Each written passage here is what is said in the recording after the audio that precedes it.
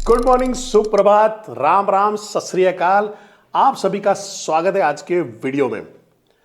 2008 में मैं फार्मा में काम कर रहा था और उस टाइम पे मैं फील्ड वर्क कर रहा था गुड़गांव में।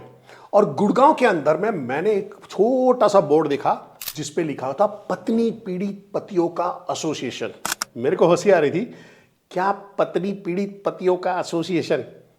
बट पिछले कुछ महीनों में बेंगलोर, दिल्ली, आगरा, ये सब जगह पे पुरुष अपनी जान दे रहे हैं, पत्नियों से पीड़ित होके वीडियो ब्लॉग बना के डाल रहे हैं। कानून कोई मदद नहीं कर पा रहा है क्योंकि कानून जितने भी बने हुए हैं वो महिलाओं के फेवर में है, जो जायज भी है। बट अभी हो क्या गया है, महिलाएं इस कानून का फायदा उठाते हुए एक दूसरे ही डोमेन में चली गई है और जहां पे उन्होंने इसको ब्लैकमेलिंग करने का धंधा, नोट छापने का धंधा और कुछ जगह पे तो स्टार्टअप ही खोल लिया है। तो आज मैं इस बारे में बात क्यों कर रहा हूं? क्योंकि आपकी हेल्प करना चाहता हूं। अगर आपको पहले से ही पता चल जाए कि ये लेडीज शादी के लायक है या नहीं, या इसके साथ में रिलेशनशिप में जाया जाए या नहीं, अगर वो पता चल जाए तो, और वो मैं कुछ अपने अनुभव से, कुछ अपनी रीडिंग से और कुछ आजू बाजू में होती दुर्घटनाओं से मिला के सिर्फ आपके लिए वीडियो बनाया है। और अगर आप शादी के बारे में सोच रहे हो या आपके आजू बाजू में आप ही की तरह कुंवारे लड़के बैठे हैं जो शादी के बारे में सोच रहे हैं, तो इनको ये वीडियो भेज देना। हो सकता है उससे उसको बहुत बड़ा फायदा हो जाए। इसको हल्के में मत लेना।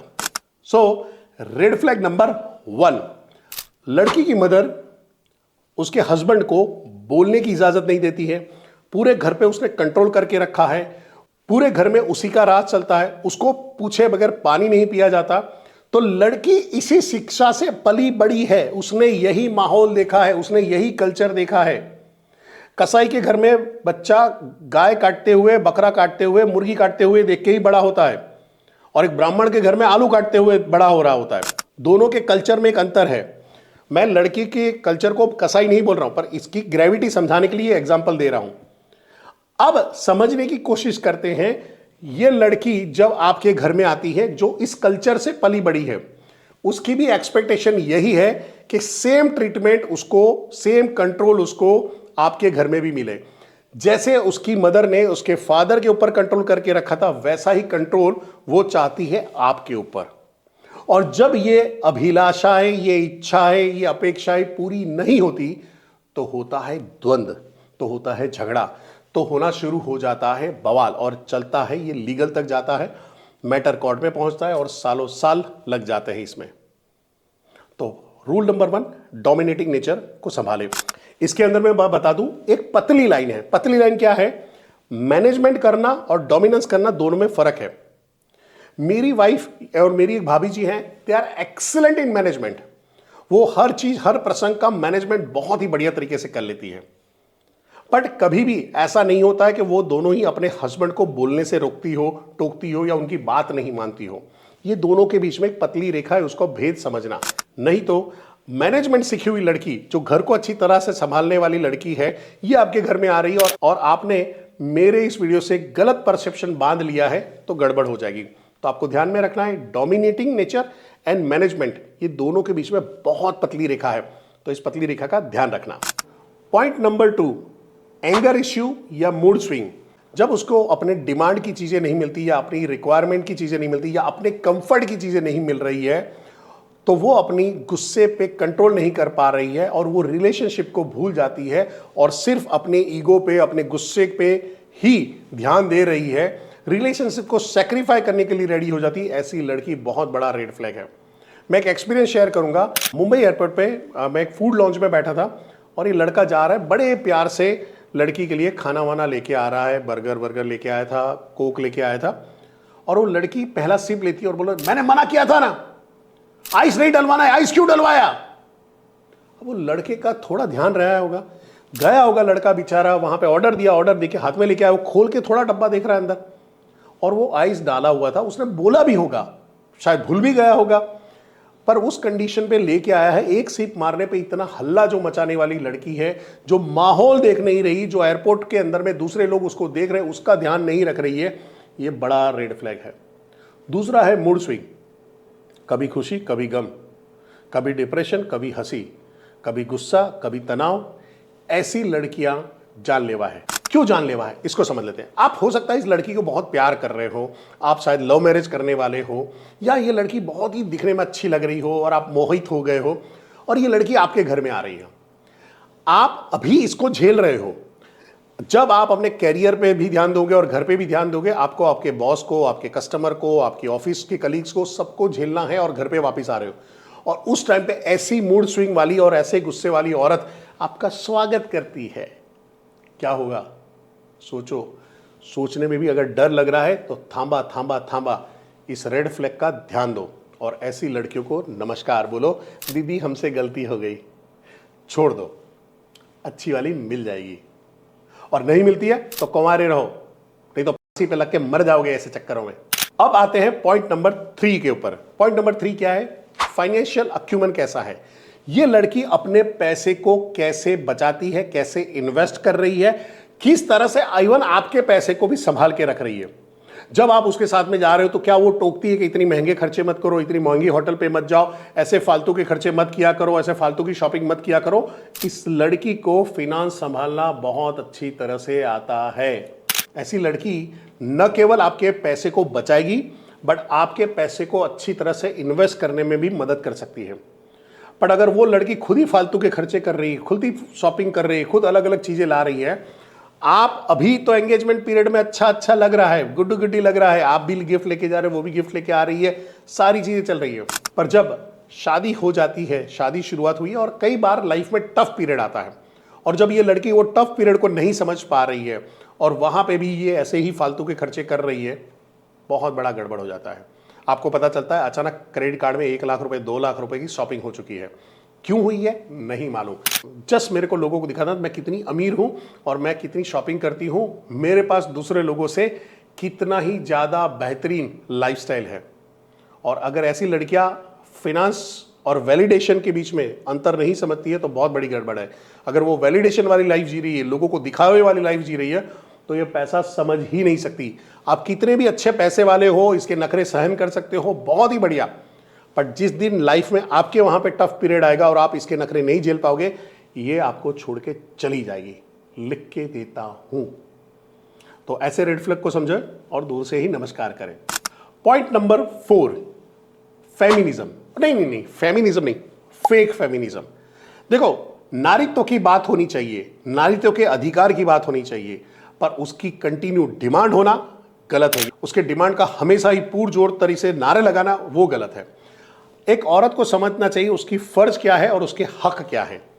उसके हक की चीजें बाय डिफॉल्ट उसको मिलनी चाहिए, यही हमारी संस्कृति है। नारीत्व हमारी संस्कृति का पार्ट है। यत्र नारे तो पूज्यन्ते रमन्ते तत्र देवता, ये हमारी संस्कृति है। पौराणिक जमानों में जाते हो तो कृष्ण देवकी नंदन के नाम से जाने गए हैं, कर्ण राधे के नाम से जाना जाता है, अर्जुन कौंतेय के नाम से जाने जाते हैं, तो लोग अपनी मां के नाम से जाने जाते थे। ये तो आज का गवर्नमेंट के ट्रेडिशन है कि फादर का नाम, ये नाम, वो नाम लगाना है, वहां पे है। बट ये हमारी संस्कृति रही हुई है और इस संस्कृति के अंदर में डिमांड की कोई गुंजाइश ही नहीं, क्योंकि ये तो हक है, ये मिलना ही चाहिए। बट अगर वो डिमांडिंग होता है, वो फेक फेमिनिज्म होता है, तो गड़बड़ है। और फेक फेमिनिज्म को कैसे पहचानेंगे? मैं तो पहले से इंडिपेंडेंट हूं, मैंने तो कभी अपने फादर से पैसा ही नहीं मांगा, मैं किसी से पैसा मांगती नहीं, मैं किसी को ये करती नहीं हूं। हम बिल को शेयर करेंगे, मैं अपना खर्चा खुद उठा सकती हूँ। लेडीज ये, लेडीज वो, लेडीज किसी से कम नहीं है, लेडीज को ऐसा मिलना चाहिए, लेडीज को वो मिलना चाहिए, वुमन को ये अधिकार होना चाहिए, वुमन को ऐसे मिलना चाहिए। ये बातें करने वाली लड़कियां जानलेवा है, इसकी बात की कोई गुंजाइश ही नहीं होनी चाहिए।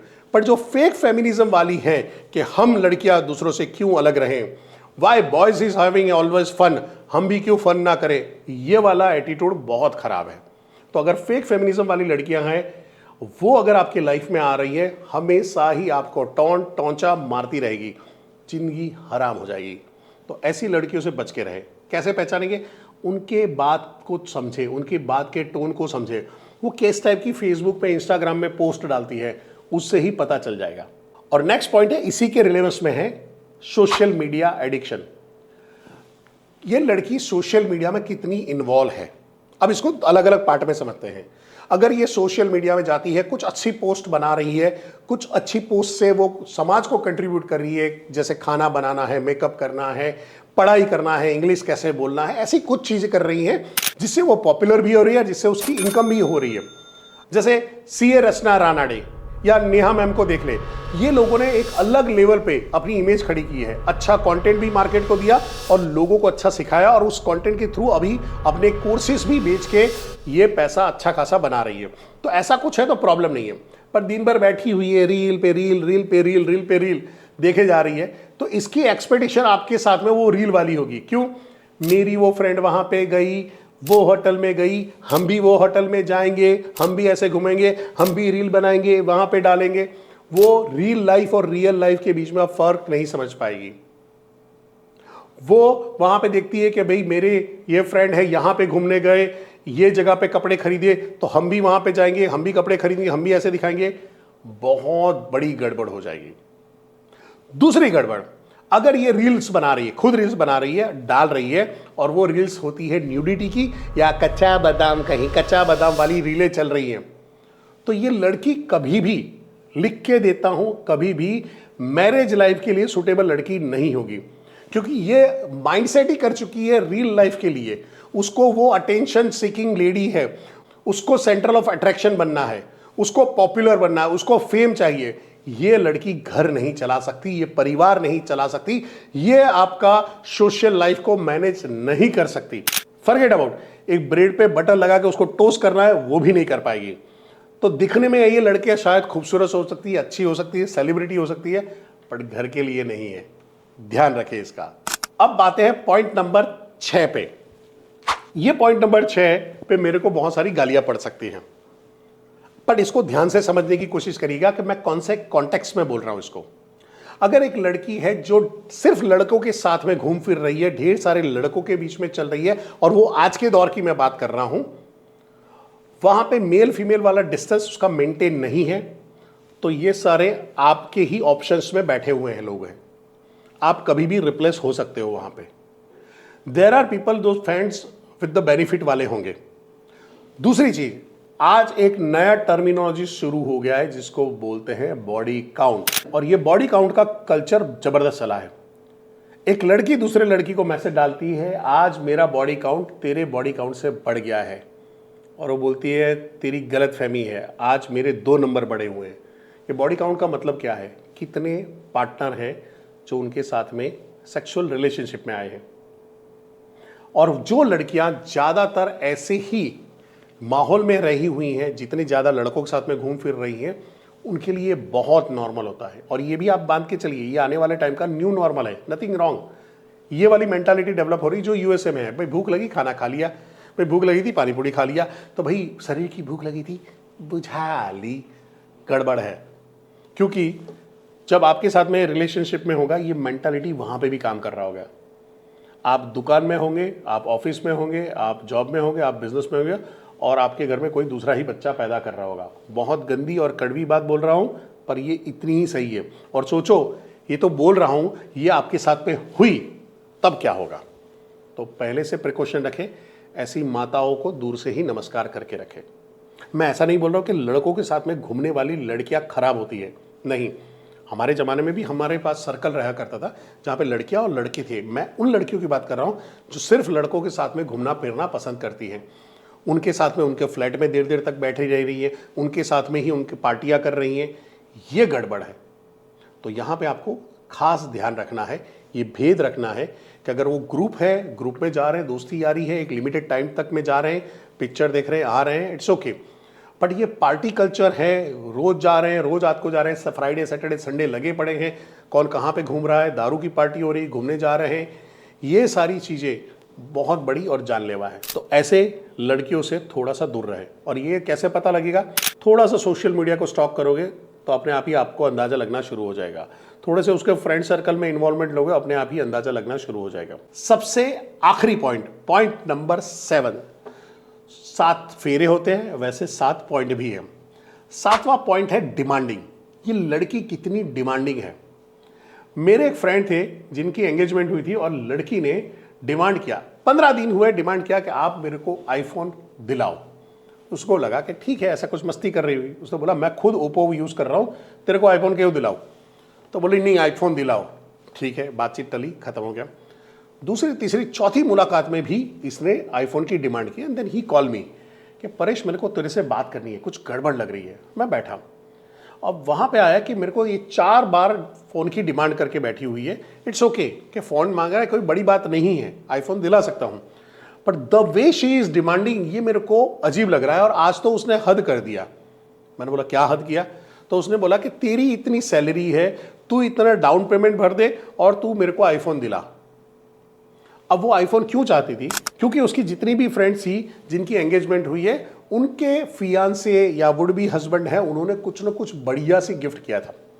अब ये लड़की की लाइफ में ये पहला ही लड़का था जो रिलेशनशिप पे आया था, तो वो उसको दिखाना था लोगों को कि देख मेरे पास भी अच्छा खासा तगड़ा वाला लड़का आ चुका है।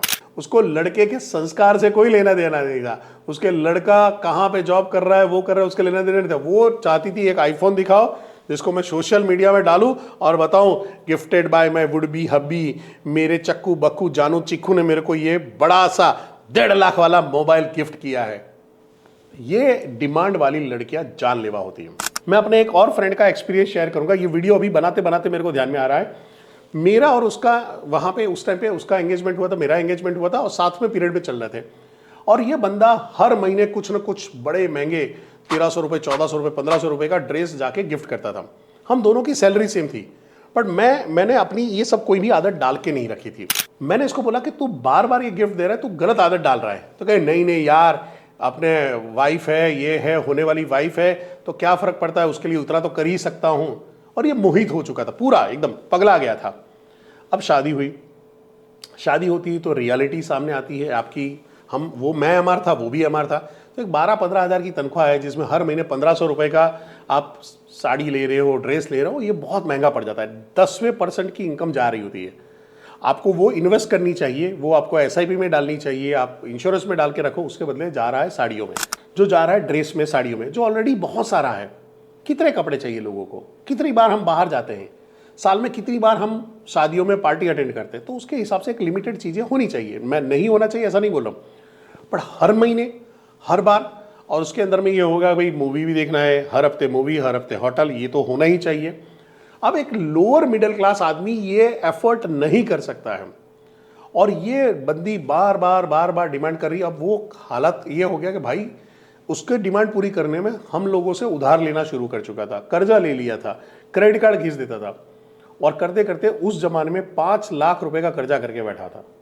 और बात डिवोर्स तक पहुंची, डिवोर्स पे चला, लंबा खासा केस चला, 2-4 साल अलग रहे, फिर दोनों इकट्ठा हुए, अब साथ में रह रहे।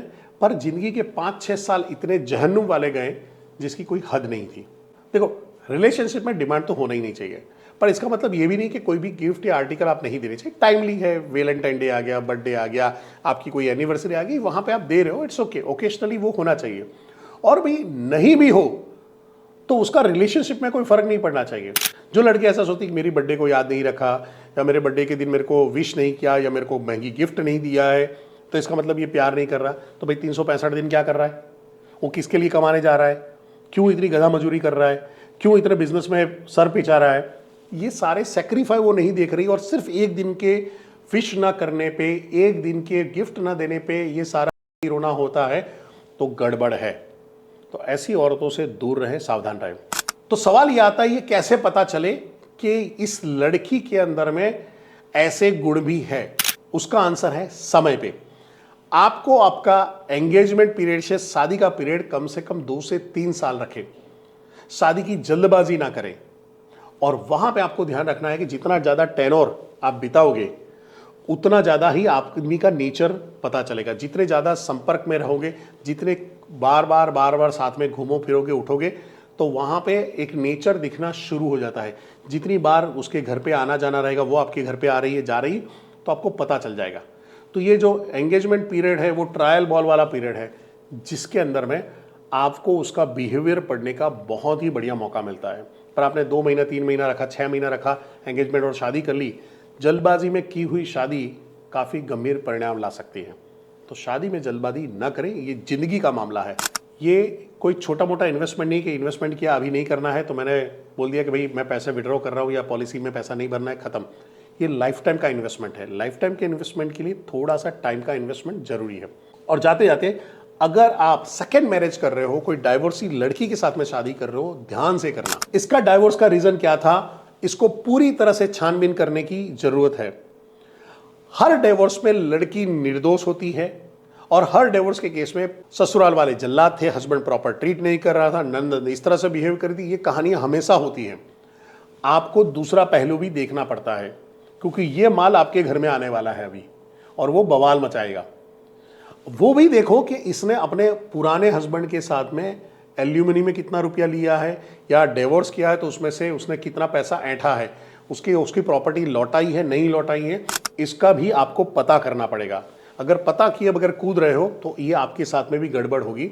अभी एक केस आया है जहां पे एक औरत ने 6 शादी की है और 5 से एल्यूमिनी मांग चुकी है। मुबारक हो, नया स्टार्टअप आ गया है। तो ऐसे स्टार्टअप वाला कोई आपके घर में आ रहा है और आपका लाइफ का स्टेटस स्टार्टअप बर्बाद ना कर दे, इसका भी ध्यान रखना है।